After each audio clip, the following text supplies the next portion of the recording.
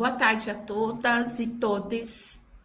Eu sou Mara Lúcia, também conhecida como Malu, né? Sou integrante da Marcha de Mulheres Negras de São Paulo. Estou super agradecida por esse momento, né, de troca e de fortalecimento, né, num momento tão difícil para todas nós.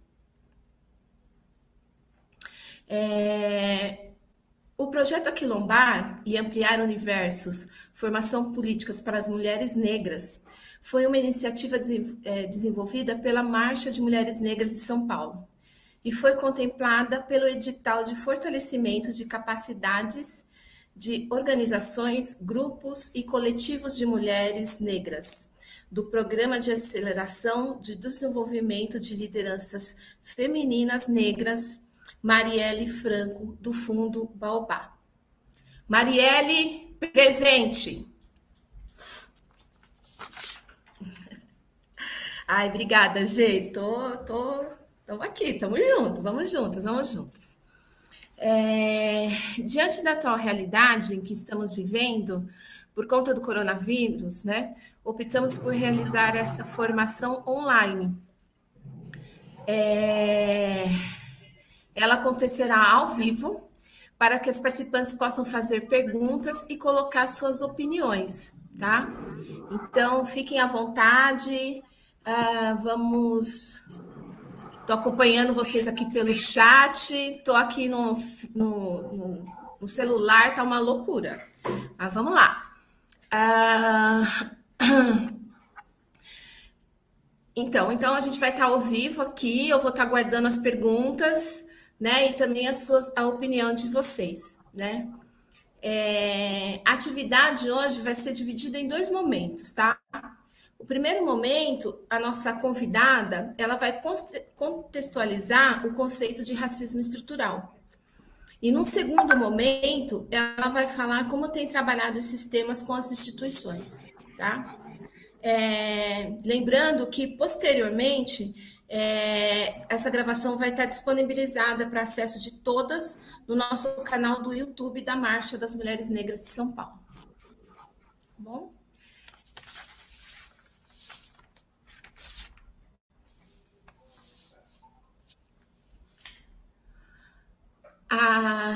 A temática da nossa abertura, do nosso ciclo de formação, será Racismo Estrutural no Brasil, né? Ministrada pela professora Cida Bento. Eu só vou verificar aqui se ela já está online, como que... Professora, a senhora já está por aí?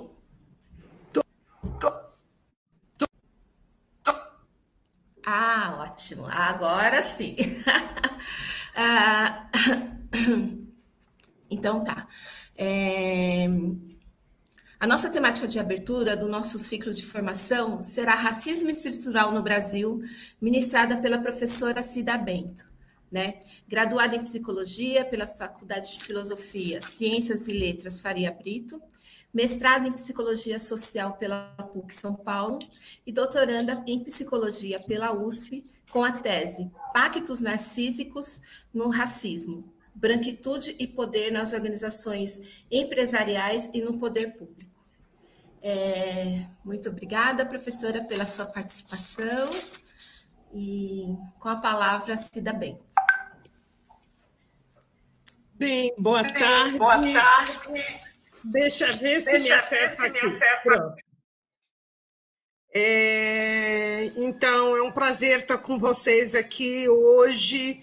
Esse tipo de atividade ele é bem importante nesse momento que a gente está tão separada e a gente está tendo que interpretar e digerir o que está acontecendo. Então, estar com mulheres negras, e até parece que eu vi um homem negro, não sei, mas, enfim, a minha ideia é que parece que estamos essencialmente entre mulheres. Então, eu acho que é bem importante, né, no sentido de fortalecer a gente psicologicamente, emocionalmente, espiritualmente. Então, é um prazer estar aqui.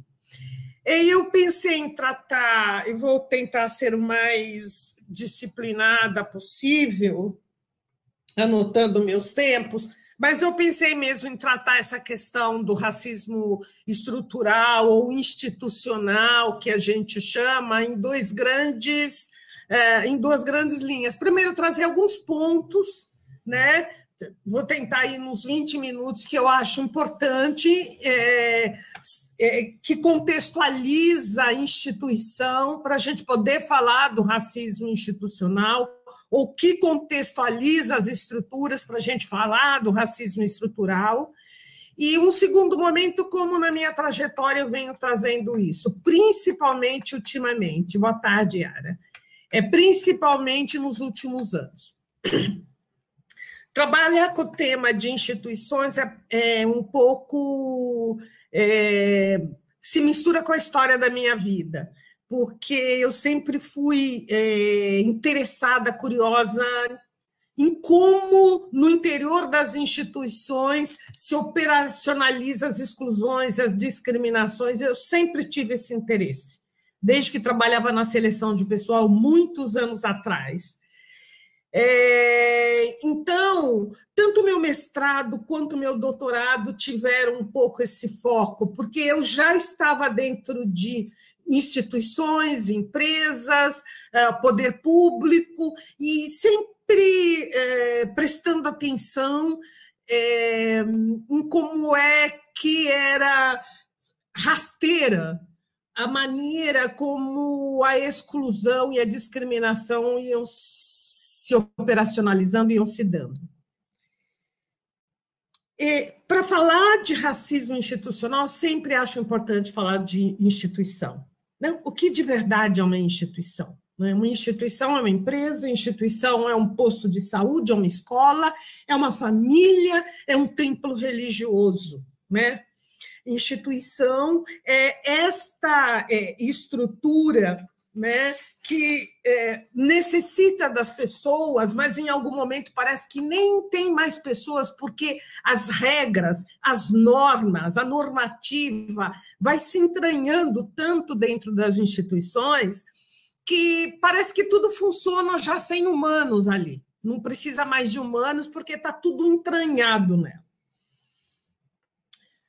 Mas se eu pegar pela dimensão subjetiva, a instituição ela precisa definir um modo de funcionamento, regulamentar isso, fazer isso durar e assegurar que isso seja transmitido. E aí serve para qualquer uma delas, inclusive as nossas, né? No sentido de que algumas regras precisam ser colocadas, e isso funciona assim, aquilo funciona assado, e se bota ali o passo a passo para você recorrer a um determinado reembolso de uma despesa que você fez, para você utilizar a comunicação da instituição. Enfim, a instituição cria as regras, escreve as regras e busca assegurar uma nova pessoa que chega, precisa ser, vamos dizer, familiarizada com o espírito daquela instituição. Então, no princípio, a instituição é isso, mas ela é muito mais do que isso. Quando você pensa ela subjetivamente, uma instituição funciona a partir da linha política do seu comando e da sua liderança. E quando a gente... da linha política no sentido de poder, né?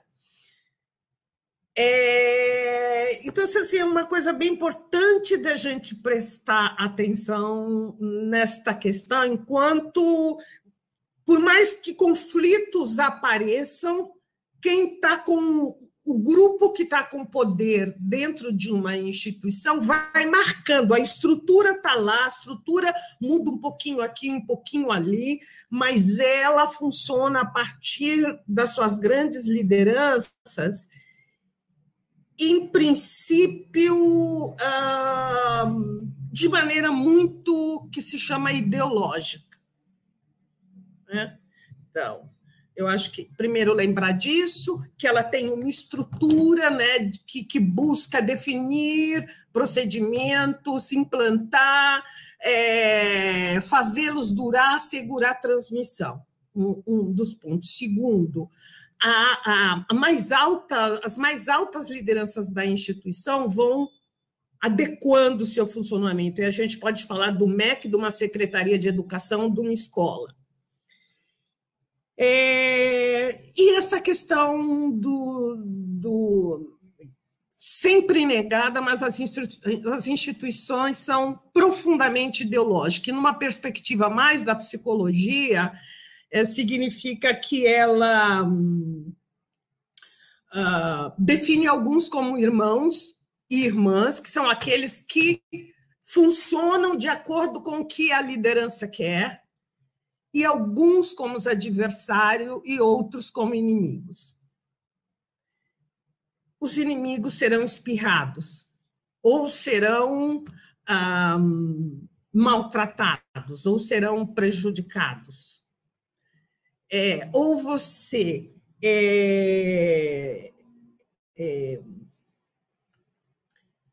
entra no modo de funcionar, digamos assim, integrado, me apareceu, você integrado no jeito de funcionar da instituição, convertido, ou você é aniquilado dentro da instituição.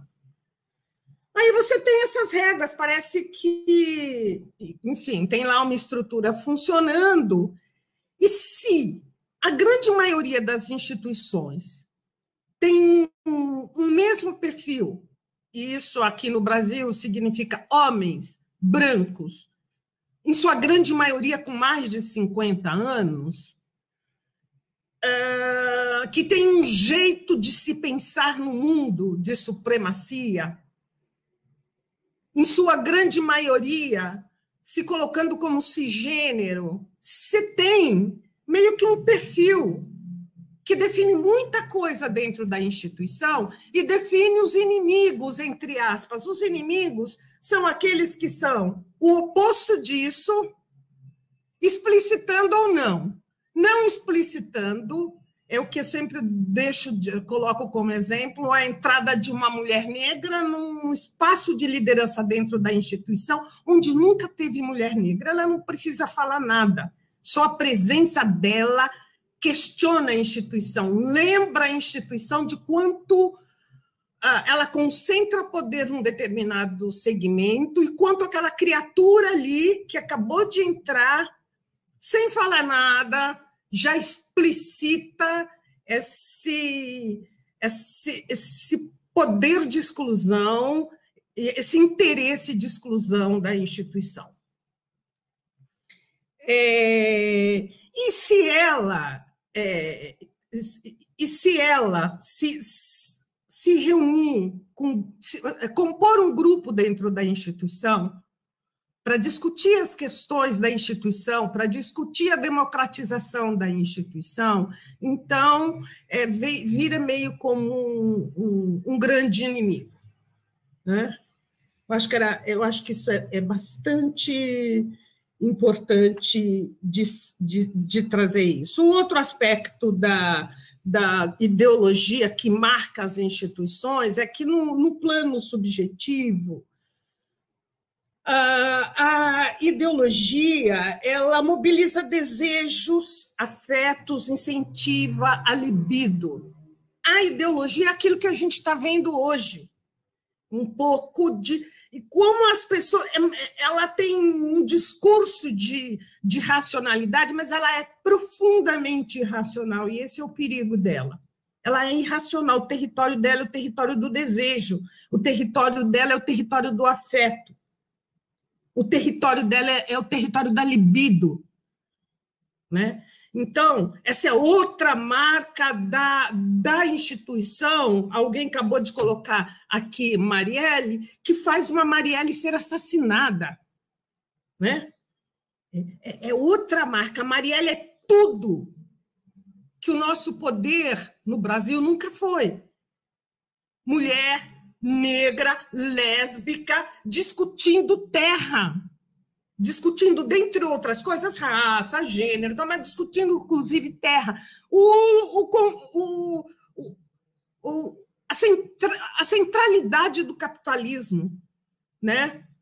Então, a Marielle vira inimigo de muitos ao mesmo tempo. Enquanto um vai lá fazer o que fez, né?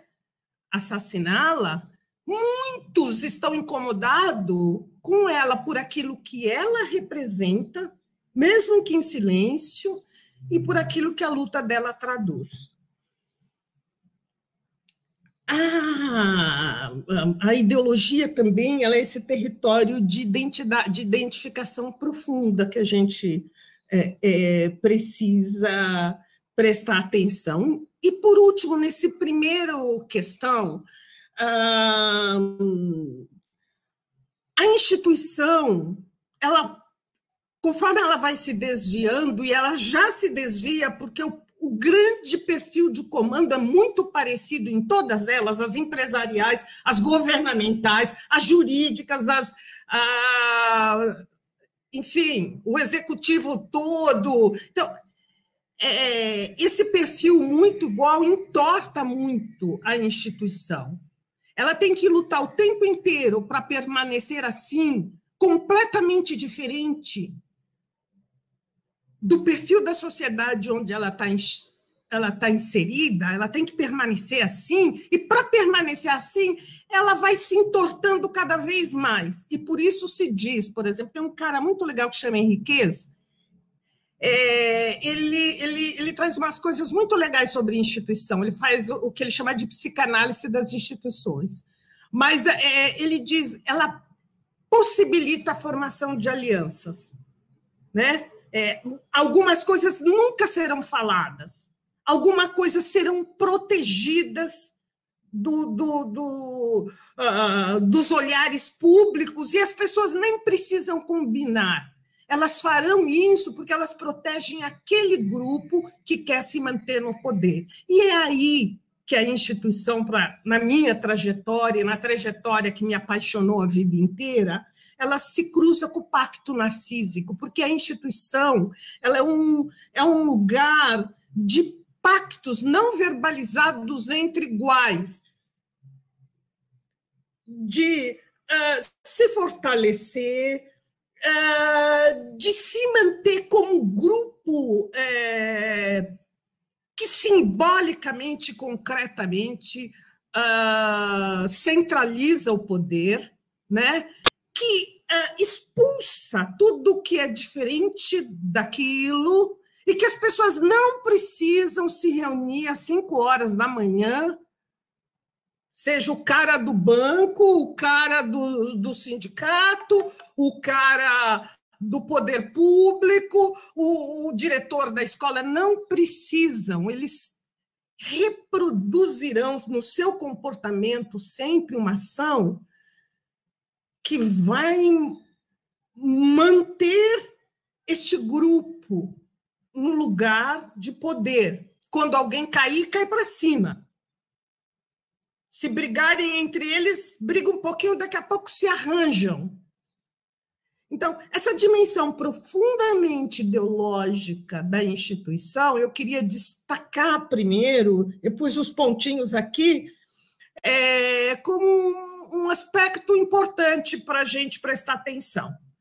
E aí eu acho que eu demorei 14 minutos, eu proponho da gente falar um pouquinho sobre isso, por mais 14 minutos ou 15 minutos, e depois eu queria falar um pouco como é que eu venho trabalhando com instituições, principalmente nos últimos 15 anos, e aí eu estou falando de como é que eu venho trabalhando com empresas, como é que eu venho trabalhando com organizações da sociedade civil, tá bom?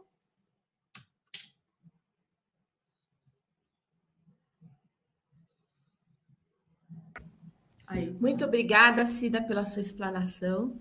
Já temos algumas questões aqui. Estou aqui me entendendo com o chat agora, gente. Muito obrigada pela força e pela paciência, né? Que nós tivemos umas questões técnicas aqui, e a turma a mulherada sempre dando uma força para nós, e Enfim, sigamos, né? Todo mundo falando Marielle presente, boa tarde, maravilhosas.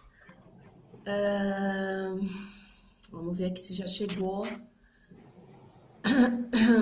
Assistiu uma banca com a Cida Bento, ela é maravilhosa sempre. Já podemos fazer perguntas? Sim, gente, já pode fazer perguntas, tá? Aí tem Ana Paula Raízes Ana Paula. Os conflitos étnicos são sempre postos para baixo do tapete dentro das instituições, até mesmo dentro dos grupos de militância distintos, e essa é também uma das grandes dificuldades, né? Ela faz esse comentário, né? E aí a Cíntia Gomes pergunta qual é a diferença entre racismo estrutural e racismo institucional, ou se são a mesma coisa. Vamos lá. Ainda tem a Paty Mendonça, ela vai falar, ainda tem o racismo não flagrável, que diz, Elisa Lucinda, aquele olhar que diz, seu lugar não é aqui, né? E a Tatiana Oliveira, querida, Florestan Fernandes escreveu ações e comportamentos de racismo entre os brancos e entre os negros.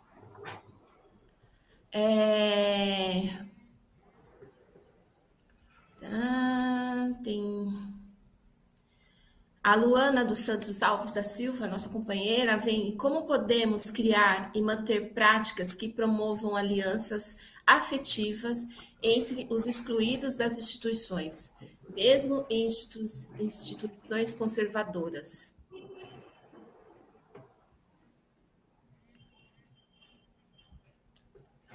Por enquanto são essas questões, Cida. Você quer já responder? Sim. Bom, eu gosto muito de um conceito que a Edith Pisa, que foi minha parceira quando eu fazia doutorado, utilizou, que ela usa esse conceito de buraco ético. Ela tem, eu até queria lembrar melhor o termo que ela usa, mas esse conceito que o racismo tem e o machismo tem, e a cisgeneralidade tem, né? Que é esse conceito de falta de ética, que essa é uma das questões que apareceu, né? E que é como quando alguém pergunta, mas existe mesmo racismo? Nossa, eu achei que isso não existia mais. Nossa, mas ainda se desvaloriza a mulher negra. Alguém que diz que ela não percebeu que isso está aí ou ainda está aí, né? Isso é um jeito, por exemplo, vamos dizer, do desvio ético que a gente pode, do desvio ético amistoso que a gente pode perceber no discurso das pessoas, por exemplo, né? Como alguém, então eu sempre pergunto quando me fala isso, como você explica as desigualdades entre negros e brancos? Problema de negros, por exemplo, brancos são muito melhores, por exemplo, qual é a sua explicação? Se você tem dúvida se é racismo, se tem dúvida se é machismo, né? Tem dúvida se é homofobia que faz com que gays, lésbicas, trans estejam fora de espaços de poder, de mando, estão mais empobrecidos. Então, qual a tua explicação? Então, essa dimensão ética, ela aparece em muitos estudos e eu acho ela muito importante. Então, essa dimensão mais ética que vem do racismo, da discriminação, ela está presente o tempo inteiro. Estrutural, racismo estrutural, racismo institucional, eu entendo que tem a mesma raiz, porque se eu pensar um racismo estrutural, diga um exemplo, eu penso um racismo que passa pelo Ministério da Educação, pela Secretaria da Educação, pelas escolas, pelas empresas de livro, editoras que fazem livros didáticos, então é toda uma estrutura reproduzindo um modo racista de operar. Quando eu penso racismo institucional, muitas vezes, no meu caso especificamente, eu sempre penso para dentro da instituição, mas não desconectado de como essa instituição está colocada. Então, eles têm muita similaridade.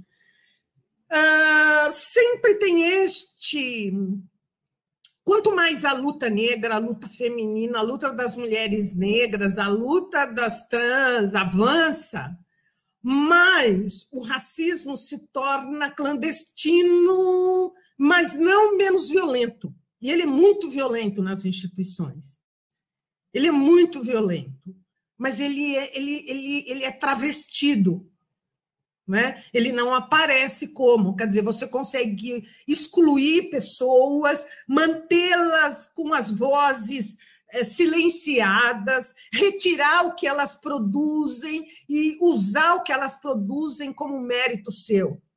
Né? Então, você consegue fazer muita coisa dentro de uma instituição, impedir que a pessoa entre, impedir que ela ascenda, impedir que ela seja treinada. Quantas coisas você consegue fazer? Né? Mas isso dentro da instituição, como você tem um plano legal, uma normativa que pode punir a instituição, se expressa de muitas maneiras, como, por exemplo, seu lugar não é aqui, vindo de um olhar. Como lidar com racismo entre brancos e negros? Né? Eu não trabalho com o conceito de racismo entre negros, eu não acho que seja racismo, é outro fenômeno, mas não é racismo. Mas eu entendo a pergunta quando nós mesmas, negros e negras, a gente se reproduz. Eu cansei de viver a situação como várias companheiras viveram, que eu sou desautorizada porque sou doutora. Eu sou uma pessoa que veio do Peruche, né, da Casa Verde e tal. De repente, eu estou numa mesa discutindo, e tem uma trajetória de família de 8 filhos, enfim, que tem muita ligação com as vidas do nosso povo, mas, de repente, eu posso ser desautorizada por uma mulher negra, como já aconteceu.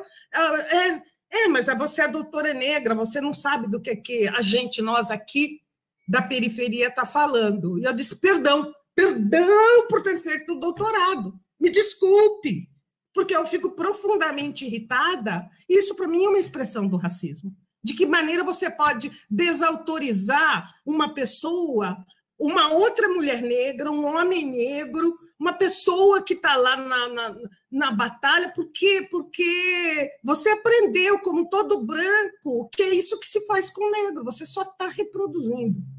Porque o que a gente deveria estar reproduzindo, como alguém disse aqui, seriam alianças, né? Seriam essas alianças protetivas. A gente precisa olhar para uma sobe puxa a outra e uma sobe empurra a outra. A gente precisa compreender o racismo, a maneira como o racismo impacta o nosso cotidiano, a nossa disputa, né, entre nós negras também, pelos poucos espaços que nós temos. Muito obrigada, professora. Nossa, muito impactante a sua fala. Deixa eu ver onde é que parei aqui. A Eliane Almeida, ela pergunta, seria possível historicizar esse processo de construção desse modelo de estrutura? E depois, vamos ver quem mais... Vem a Lene Blue falando, doutora Cida, excelente explanação. Se possível, fale um pouco da ausência nas instituições negras, da tal concordância e acordos óbvios citados que existe nas instituições brancas. Por enquanto, são essas duas intervenções. Eu não sei se eu entendi a segunda, mas se eu não entendi, depois alguém me provoca. Historicizar este modelo de estrutura é historicizar a história do Brasil, para mim. A maneira como ela se constitui desde sempre, desde que o europeu veio para cá, né? De tantas diferentes maneiras que isso vai se explicitando dentro das instituições, né? É a história do racismo, é a história do preconceito no nosso país e no mundo, né? E a maneira como vão se apurando, tem uma palavra, mas vão se afinando, vão se sofisticando as formas com que uma instituição vai excluindo sem parecer que exclui. Então, o conceito do racismo institucional ele tem muito disso, ele independe. Se você olha uma grande instituição, e eu vivo isso com muitas instituições, as pessoas dizem, não, mas aqui não tem racismo. Não sei por que não tem negros nos lugares de liderança, porque aqui não tem racismo, não, de jeito nenhum. De que maneira uma instituição se constitui e constitui para si um discurso e um conjunto de normativas, de regras de funcionamento que excluem. E esse é o conceito do racismo institucional, que ele diz... Eu fiz a primeira definição deste conceito e vi ela utilizada muitas vezes. Depois foi em 80... Minha tese foi definida em 89, 88. Depois eu retomei no doutorado. Que, assim, independe da pessoa fazer uma regra para discriminar negro ou não. A instituição já tem regras que deixam o negro de fora. Então, você não vai encontrar numa dada instituição que ela faz com que as crianças negras estejam nas escolas mais sucateadas, com os professores com as cargas horárias mais pesadas, escola sem biblioteca, sem internet, escola sucateada. Não tem uma regra do Ministério da Educação, mas tudo funciona para isto. Não há uma regra explicitada. Tudo funciona ao longo do tempo. Né? Como agora a gente está vendo, o Enem vai rolar, quer dizer, todo mundo sabe que se o Enem rolar agora, vai privilegiar só aqueles que tiveram o acesso a, mesmo na pandemia, continuar estudando, mesmo na pandemia, acessar de diversas maneiras os cursos EADs mais sofisticados que tem por aí. Né? Então, a gente sabe que se ele rolar agora, ele não vem gratuitamente, ele vem neste caminho de exclusão. Então, está escrito nas regras do Enem, este Enem vem para excluir negros? Não está. Está escrito em alguma regra de uma determinada empresa, não pode ter negras em lugar de direção? Não está. Nossa propaganda não terá negros? Não está. O modo operandi de operação é assegurar o preferenciamento às brancas e os brancos, né?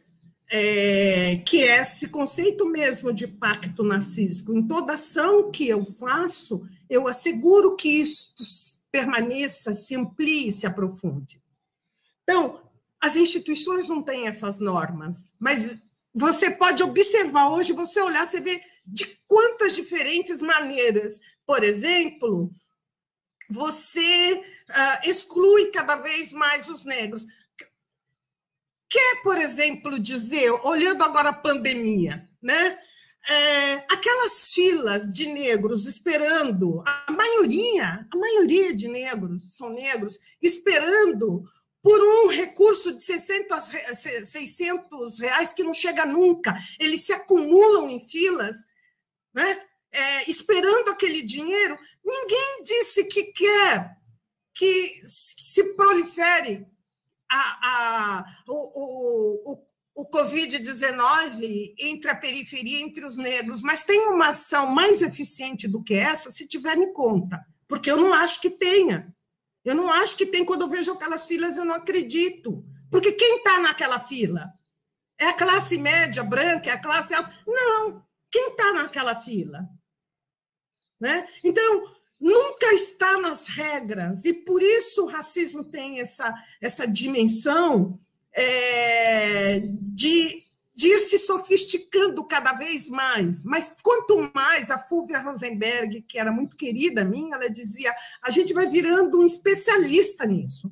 Porque eu começo a olhar a pandemia, as políticas, o dinheiro foi liberado não sei quanto, um mês depois ele está seguro na estrutura, as pessoas estão a centenas espalhadas pelo país em fila. Eu estou vendo o que está acontecendo, né? Alguns de nós vai para o hospital e alguém testa, e consulta. Alguns de nós vai para outro sistema de saúde e mandam a gente voltar com paracetamol para casa. E a gente vai morrer em casa. Quem é a maioria que está morrendo em casa? Está escrito isso na saúde, que é assim que seremos tratados? Não está. Então, acho que é isso. As duas questões eu achei que eu respondi. Tá joia, professora. Eu sou da saúde, né? Eu vou falar aqui um segundinho, me senti provocada. A situação que nós estamos vivendo na saúde, né? Para além da questão do desmonte, né? Que já vinha já de longa data, né? O hospital que eu trabalho, nós não temos concurso público há 17 anos. Os serviços, na sua maioria, foram terceirizados. E aí, hoje, nós somos convocados a encarar a pandemia, né? E o que nós temos é um governador em franca campanha política dizendo que estamos contratando, estamos comprando, estamos fazendo, estamos... Exato. E no hospital que eu trabalho, essa não é uma realidade, né? Os funcionários estão idosos, com doenças adquiridas, e sendo pressionados a fazerem plantão de 12 horas, uma falta absoluta de equipamentos, de respiradores, que isso é uma falta no mundo inteiro, não é só aqui, não é só em São Paulo, e não é só no Brasil, mas o mundo inteiro está correndo atrás dos mesmos equipamentos. Então, quando a gente vê esses hospitais de campanha, né, você vê o quê? Cama, colchão, né? Alguns você vê uma cadeira, mas o equipamento mesmo para socorrer essas pessoas, não temos. Não temos equipamento, não temos estrutura, né? Temos uma larga campanha política em curso. Desculpe se fazer esse desabafo. Foi perfeito. Eu tenho escrito sobre isso na minha coluna da Folha. É perfeito isso. Eu vou fazer mais umas questões e aí nós podemos ir para a segunda parte. Vamos sim. Podemos? Tá. Abreu Oliveira, Cintia Abreu, querida, ela vai perguntar, professora, muito bom ouvir a senhora. E quais as consequências do racismo estrutural na saúde da população negra? Tá? A Paty Mendonça vai falar, professora, uma instituição que temos dificuldade é na própria USP. Não tem um professor negro no conselho gestor e não seguir a lei das cotas, né? A Raízes, Ana Paula Raízes. A chamada síndrome do negro único seria um dos pilares dessa reprodução do racismo por pessoas negras? Gostaria de saber se existe algum estudo que evidencie a gênese do racismo. A Tatiana Oliveira vai falar, a sociedade foi estruturada de maneira racializada pela própria colonização e todas as instituições foram constituídas dessa maneira, né? A Cíntia Neri vai falar, racismo institucional, como lidar? Graças, tenho dificuldade em lidar. A Sandra Danta. Se possível, fale um pouco do racismo religioso, pois muitos são barrados em empresas, hospitais e muitas outras por conta disso. A Cíntia Neri vai dizer, racismo institucional, como lidar? Sigo fazendo aliança com os nossos quando possível e cuidando da saúde mental. Como dar visibilidade, ter espaço para falarmos? A Maria Tereza Ferreira, né, vai comentar, mesmo quando está escrito para ter negros e negras, há critérios para isso acontecer, principalmente se formos retintos.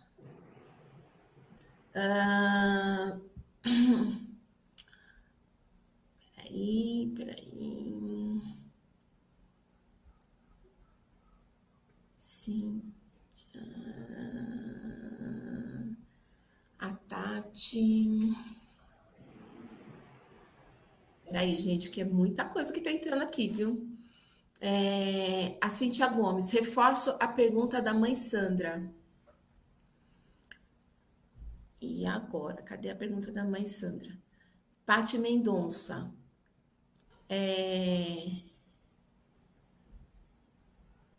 Grada Quilomba fala sobre o racismo generalizado. Ajude-nos, professora, a entender melhor, emocionada em lhe ouvir. Gratidão. E a Juliana Gonçalves vai falar como podemos comprometer os brancos, não os racistas, mas os que ficam em silêncio. O silêncio é uma ferramenta do poder da branquitude? Por enquanto foram essas as intervenções, professora. Fique à vontade. Legal. Olha, sobre como lidar com o racismo institucional, eu queria entrar no segundo momento. Logo depois que eu responder que eu comentar essas questões, aí eu já entraria nisso, né?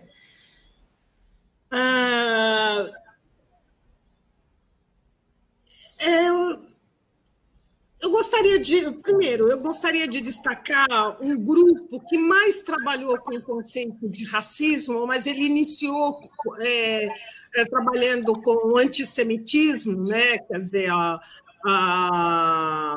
exclusão dos judeus, mas depois eles entraram para trabalhar com racismo contra os negros, que é muito interessante. Tem muitas diferentes vertentes para pensar o racismo, né? E não há poucos estudos que dizem que os descendentes de europeu, uma delas, por exemplo, é Paula Monteiro, mas tem vários estudos que vão mostrar que eles têm mais medo do que outros segmentos, e isso alimenta muito esse querer destruir o outro. Eu acho que este pessoal que eu estava citando, que é o da personalidade autoritária, que é Adorno e colaboradores, é um sem número de estudos por mais de 60 anos, que começa na Alemanha, depois vai para os Estados Unidos, e tem coisa muito interessante. É muito interessante. Tem um livro que eu li que chama Mínima Moralia, quer dizer, moral mínima, né? Que é bárbaro, mostrando essa dimensão violenta dentro das pessoas que sustentam uma sociedade que vai, no fim das contas, exterminar, por exemplo, milhões de judeus. Quer dizer, como é que aquela dona de casa, com seus 2 filhos, lutando, acaba aderindo a essa ideologia e fingindo que não vê, ou localizando uma explicação para um extermínio de um grupo em massa? Como é que ela faz isso? Ou você poderia perguntar aqui no Brasil, como é que a gente tem gente que se sente tão magoado, tão sensível ao extermínio das baleias, mas nunca se manifestou com relação ao genocídio dos jovens negros? Tem muita coisa para se compreender aí, muitas diferentes dimensões. E uma delas que eu gosto muito, é aquela que diz que eu escolho o outro como depositário daquilo, do pior que existe em todos nós e que existe em mim. Eu construo o outro, ou a outra, como alguém que tem tudo aquilo que eu não gosto, que está dentro de mim, mas que eu não gosto.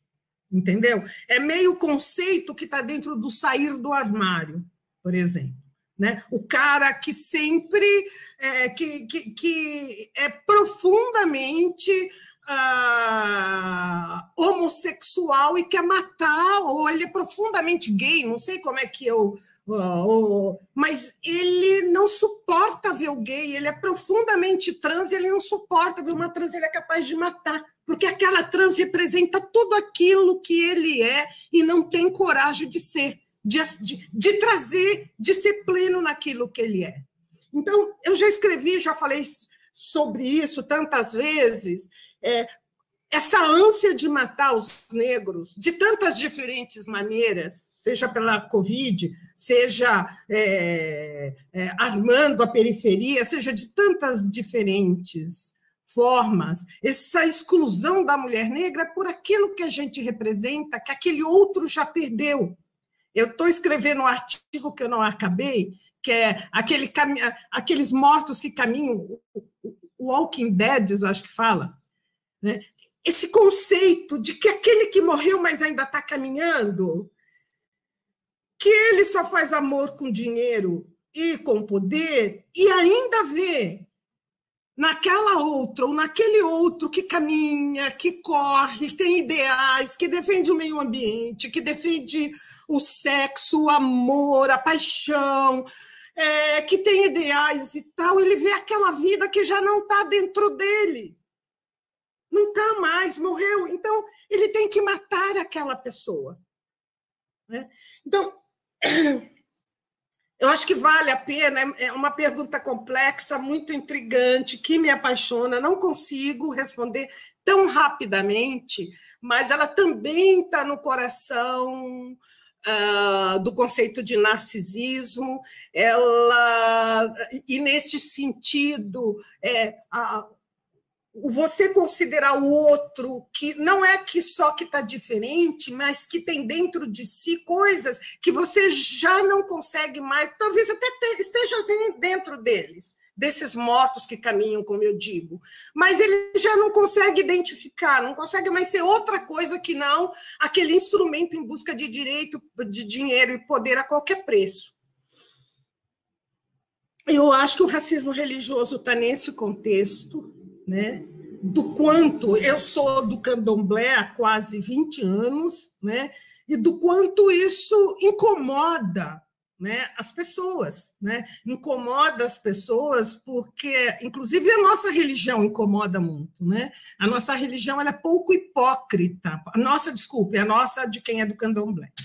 É pouco hipócrita, ela tem bem, ela tem mal, ela reconhece o sexo, ela reconhece tantas formas que outras religiões excluíram do seu discurso. A nossa religião assusta muito, né? E eu não vejo outra maneira de a gente alterar essa realidade que não seja permanentemente, coletivamente, nos fortalecermos para ampliar a nossa voz, como nós temos feito. Eu não tenho dúvida que não tem nenhum movimento mais forte no Brasil do que o movimento negro e o movimento de mulheres negras, eu não tenho nenhuma dúvida, né? A gente sacudiu as estruturas desse país sempre, né? Então é isso que a gente vai continuar fazendo. Essa coisa de negro único diminui por ação do movimento negro, nós não somos os únicos em muitos lugares, mas ainda assim a gente é invisibilizado, né? Hoje, quando se discute branquitude fora do Brasil, eu estou escrevendo esse texto bendito que eu quero terminar sobre isso, a grande questão da branquitude não é a maioria negra, mas a consciência profunda que o branco tem e cresce nele de que ele é minoria. Minoria no mundo, que Lia Weiner traz tanto isso, é tão importante a gente pensar. Então, quando você visita a literatura sobre branquitude fora do Brasil, aparece que é cada vez mais explícito o desconforto do branco por ser minoria, o medo dele por ser minoria, né? Minoria religiosa, minoria em todos os sentidos, né? Numérica, minoria nas artes, minoria em tantas coisas que importam. Então, tem até um estudo com o qual eu estou trabalhando, em que eles ampliam o conceito de branco em alguns lugares, botando os latinos, tal, para não parecer tão minoritário assim. Então, tem muita coisa interessante, e muitas vezes esse negro único sobre o qual falamos, ele não vai aparecer porque, ainda que roto ou rasgado, se procura manter a branquitude como majoritária nos principais espaços de poder. Depois, o que eu não consigo... Não, depois, na próxima abordagem minha, eu trago alguma outra questão que ficou aqui, tá bom? Professora, eu vou sugerir que façamos mais uma rodada e encerramos as questões por enquanto, e a senhora dê entrada à segunda parte, pode ser? Tem mais algumas manifestações aqui. Tá, então eu vou tentar fazer no meio também da minha fala, porque conversa, alguém me perguntou sobre racismo institucional, como lidar, alguém me falou de silêncio. São coisas que estão dentro do que eu vou falar, então eu vou misturando um pouco. Pode ser? Tá, tudo jóia, pode ser.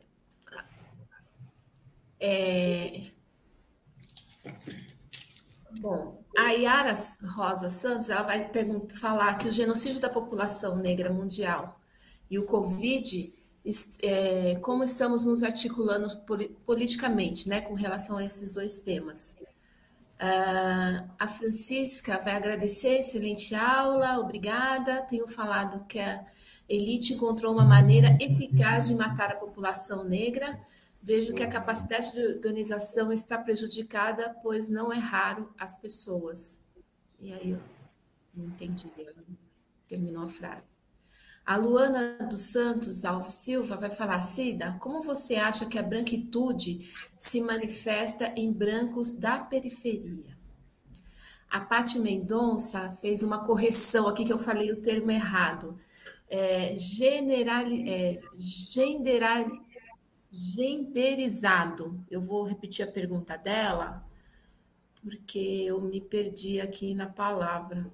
Desculpa, viu, companheira? A Paty, ela vai falar, professora, uma instituição que temos dificuldade é na própria USP. Ah, não, isso ela já tinha falado. É da USP. Aqui achei.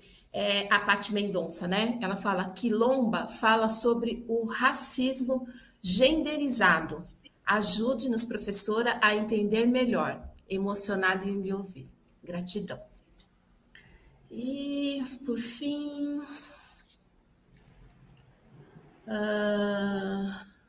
a Paloma Reis Tavares de Lima, ela fala sobre a sensibilidade da baleia versus a indiferença do genocídio da juventude negra. Parte da explicação é a criação histórica da figura do homem negro como criminoso que não tem humanidade. Azula, a Giovana, nossa querida Azula, obrigada pela fala e Gokais são as estratégias de debate com a criança e adolescente e quais, né? Desculpa. Quais são as estratégias de debate com a criança e adolescente e a escola para com o racismo estrutural? Aí a Paty entrou, um monte de gente está entrando, está mandando beijo, abraço. Cíntia Gomes, Juliana Canjo, Paty Mendonça. A Paty vai comentar que em 2015, em Brasília, foi lindo. 50 mil mulheres negras estremeceu as estruturas. A Francisca... ela falou que a pergunta ficou longa e ela terminou em outra linha. Então, Fran, manda a pergunta para mim de novo. Pode ser até pelo WhatsApp, e aí a gente deixa para o próximo bloco. Pode ser, professora? Pode. Aí eu já vou misturando com a minha fala, tá? Tá joia, fique à vontade. São muitas manifestações, né? Que massa.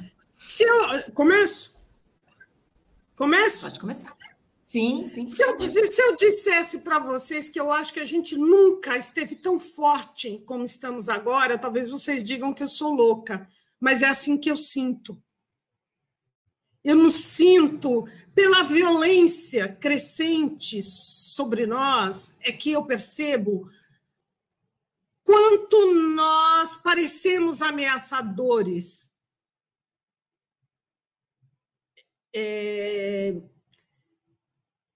E por mais que eu critique por dentro o quanto a gente poderia, e diga o quanto a gente poderia ser mais articuladas, nós mulheres negras, nós homens negros, nós jovens negros, nós, né, as jovens negras, para fora a gente é um bloco espalhado de muitas vozes e muitas bocas em todos os cantos, movendo o país. E é verdade, nós somos isso. Então, quando eu penso em falar, e quando eu olho a minha trajetória, eu sempre fui meia resistente em ficar denunciando o problema contra os negros, ou a violência contra os negros. Eu ficava sempre mais olhando para os brancos. Assim foi a minha história. Ou o que a violência contra os negros me ensina sobre o branco. Sempre foi mais assim. Então, eu acabo falando de violência sobre negro. Mas eu acho que uma estratégia sempre importante é a gente trazer as dimensões que nos fortalecem também.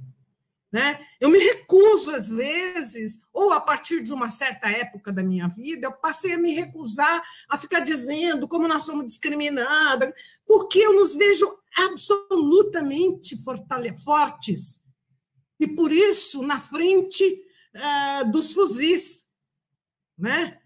E por isso assustando, metendo medo, precisando encontrar maneiras de lidar com isso. Mas tem um tipo de força que foi esse embate de 500 anos, sei lá, 500 e tantos anos, que a gente foi adquirindo, e a gente vê quando uma mulher negra chega e senta num lugar. Bastou, chegou. Não é invisível, chegou. Né?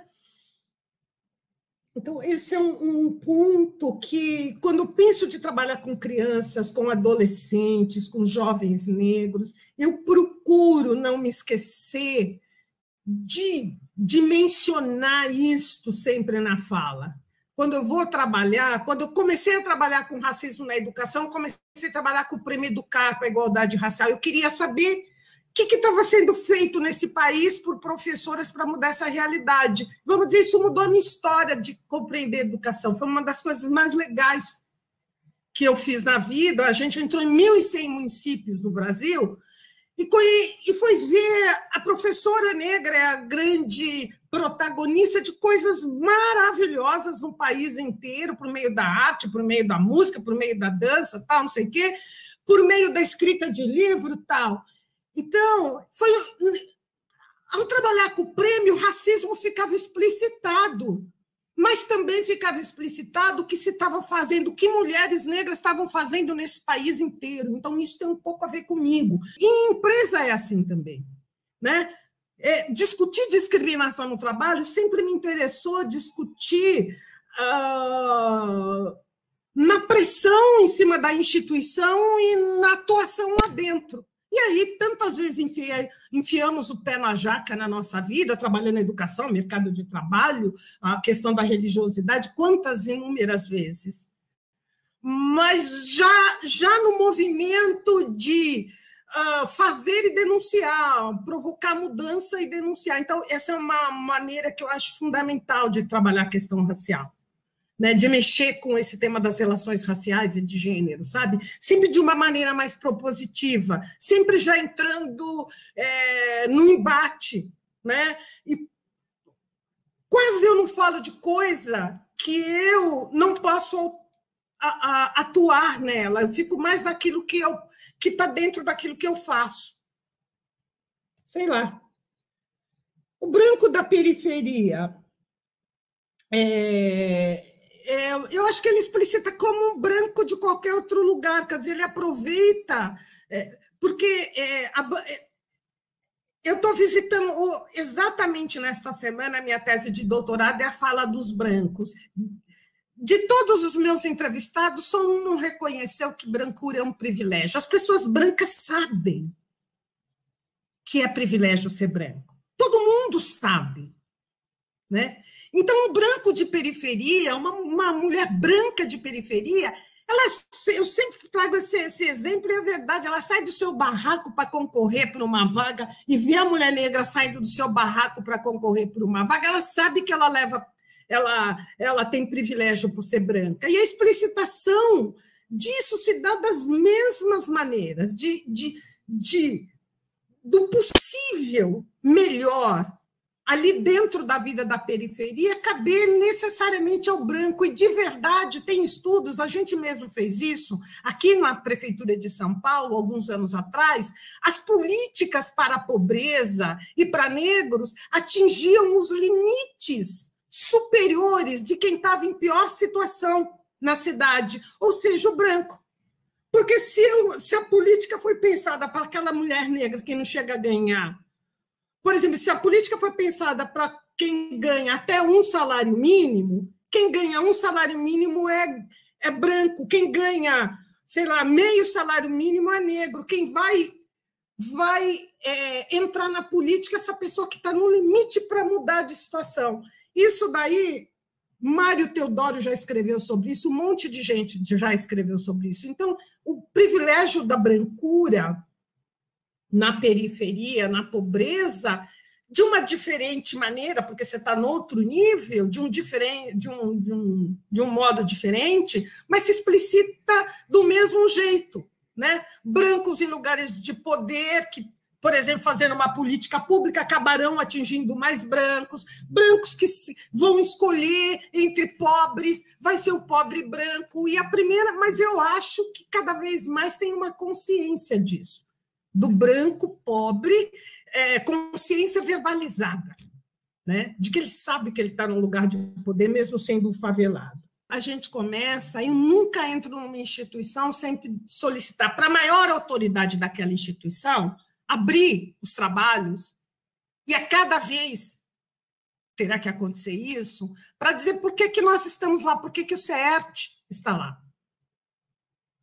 Não sei o que eu tenho que dizer. Ela tem que dizer, porque nós aqui decidimos que temos que ter mais equidade, blá, blá, blá, blá, blá. Então, é a instituição que tem que falar isso. Ela tem que o tempo inteiro falar isso. Maravilhosa a sua aula, maravilhosa, muita coisa para pensar, para refletir.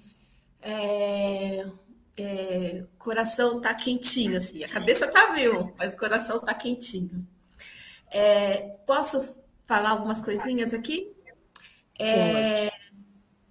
Eu me perdi aqui na pergunta da Fran, mas ela graciosamente me mandou novamente. Excelente aula, obrigada pela oportunidade. Tenho falado que a elite encontrou uma maneira eficaz de matar a população negra. Vejo que a capacidade de organização está prejudicada, pois não é raro as pessoas estarem tristes, ansiosas e até depressivas. Assim, temos receios de deixá-las abaladas emocionalmente ainda mais. O que fazer numa situação dessas? Como fazer o enfrentamento? Essa pergunta é da Fran, tá? A Juliane Arcanjo vai falar, né? Professora, como o racismo estrutural opera na construção dos negros de direita e antinegros? Isso mostra que precisamos discutir a questão racismo para além da representatividade? Essa foi a Juliane Arcanjo, né? Aí tem vários comentários aqui. A Generosa vai falar que está muito emocionada. A Zezé, né? Nossa querida Maria José. As religiões de matriz africana são extremamente sofisticadas, né? A Lene Blue vai comentar: a maioria dos trabalhadores da saúde que estão salvando vidas são negros e vulneráveis ao Covid-19 pela pressão alta, diabetes, doenças pertinentes com a raça, né?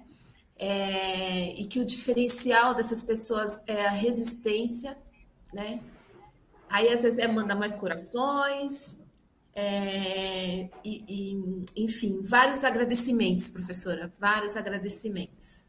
Se a senhora quiser fazer mais algum comentário, fique à vontade. Eu vou talvez fazer um comentário. Primeiro, eu pedi a vocês que eu dê uma olhada, se vocês forem deixar na internet isso daqui, porque quando eu vou falando, não adianta eu botar roteiro, porque eu falo de maneira sempre assim, muito solta, e, enfim. Eu preciso olhar, se não falei muita besteira, eu pediria para você, antes de vocês liberarem para mim passar, né?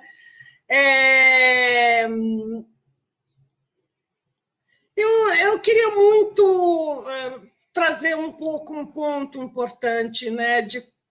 Eu disse e repito, eu nos vejo mais forte hoje do que antes e mais ameaçadores para as estruturas sociais do que antes e mais alvos de violência do que sempre, de genocídio do que sempre. Eu acho que a voz das mulheres negras tem sido absolutamente. Elas reverberam, não sei, elas têm impactado, as pessoas estão ouvindo essas mulheres em diferentes lugares onde elas estão falando. Eu gostaria de saber mais sobre estratégias de lidar, por exemplo, com a internet, porque quando eu vejo a direita, a extrema-direita, eu vejo que eles usam muito bem as redes, de que maneira o que a gente tem disponível hoje poderia ajudar a nós, negras e negros, a fortalecer nossas articulações. E eu acho que o fortalecimento das articulações ocorre, primeiro, lógico, tem essa dimensão de ter os mesmos ideais, mas é um ato de amor entre nós, de amor por nosso povo. Eu penso assim, né? O que nos faz seguir juntos, o que nos faz seguir juntas e juntos, né? Então, eu destacaria isso, assim, apareceu muita coisa, mas esse cuidado especial com saúde mental, e não sei se é porque esse período eu tenho visto tantas lives e adoro ver a gente cuidar mais de nós mesmas, como a Maria Lúcia Silva, do Amo Psique, e tantas outras companheiras vêm trazendo esta questão. Talvez a gente precisasse usar mais. Eu estava vendo a Monja Coen, ela pôs 21 dias de um pequeno, sei lá, 5 minutos, 10 minutos por dia, em que ela traz um saber dela, e com isso ela vai construir um grande templo, com os recursos que ela e fez isso de uma maneira muito ética, eu gosto muito dela, mas eu estava prestando atenção quantas de nós temos saberes que a gente precisa fazer esses saberes, por exemplo, olhando para a marcha, né? Sabe, como a gente pode, entre nós, mulheres negras, criar articulações para coisas que nós obrigatoriamente acumulamos ao longo do nosso tempo, que a gente possa compartilhar entre nós e construir coisas entre nós. Agora, eu já acho que a gente faz isso muito hoje. Eu topei a marcha, esse momento com a marcha, por quanto eu admiro a marcha das mulheres negras, a permanência, a continuidade. Sempre eu estou, se eu estiver aqui em São Paulo, eu sempre vou, é uma honra para mim. E eu queria me despedir de vocês dizendo isso. Eu acho que em vários momentos pintaram outras coisas aqui que eu não respondi. Peço desculpa mesmo por alguma coisa que não foi tão bem lidada aqui. Não foi possível melhor, tá bom? Mas agradeço. Nós é que agradecemos, né, a sua disponibilidade e, sobretudo, a sua generosidade, né, Cida? Porque são temas importantíssimos que a gente tem que refletir, a gente tem que se fortalecer, né? Então, nós da Marcha agradecemos imensamente né? Eu quero agradecer também a participação de todas essas mulheres maravilhosas que estão aqui no chat, que estão aqui interagindo com a gente, e outras que talvez nem tenham interagido, mas que também estão participando dessa atividade, né? Sem vocês, essa atividade não seria possível, né? Não teria sentido, né? Eu ia falar justamente o que você tinha comentado, viu, Cida, na hora do teste, que ela abriu essa exceção pela marcha para a Marcha das Mulheres Negras, em especial, porque ela tem um carinho muito grande por nós, né? E isso, poxa, incrível, né? Então, obrigada a todas, a todes, né? É, eu quero agradecer a equipe que compõe esse projeto, né? Claro que tem uma turma aí por trás dessas, né, dessa carinha que está aparecendo aqui, né? Então, eu quero agradecer a Andréia Alves, eu quero agradecer a Eliane Almeida, a Fernanda Chagas, a G Lima, a Juliana Gonçalves, a Juliane Acanjo e a Zezé, né? Nossa querida Maria José Menezes, né? E tivemos o apoio técnico do Zeca, da agência do Rei, tá? Que produziu essa live. Eu vi, tem gente aqui perguntando quando é que vai ser a próxima. Vocês aguardem aí que teremos mais formações, teremos mais atividades. Estamos nos organizando e assim que tivermos a próxima data, nós vamos ter o mesmo procedimento. Vamos entrar em contato com vocês para vocês se inscreverem e depois, lembrando, né, que essa formação é para as mulheres negras, né? E depois abriremos o público em geral. Então, gratidão a todas e todos. Gratidão. A Juliana só me pediu, só não queria deixar de dizer, se o branco em silêncio, que pode ser nosso aliado, é dizer isso para ele, é começar a botar na rua essa coisa que os brancos têm que se manifestar, senão a gente está entendendo que eles estão concordando. É dizer ao branco, se manifeste, saia do silêncio. É isso. Colocaram tchau, aqui. Tchau. Contra o racismo eu vou marchar contra a violência, marchar pelo bem viver, pelo bem viver, pelo bem viver. É isso. Tchau.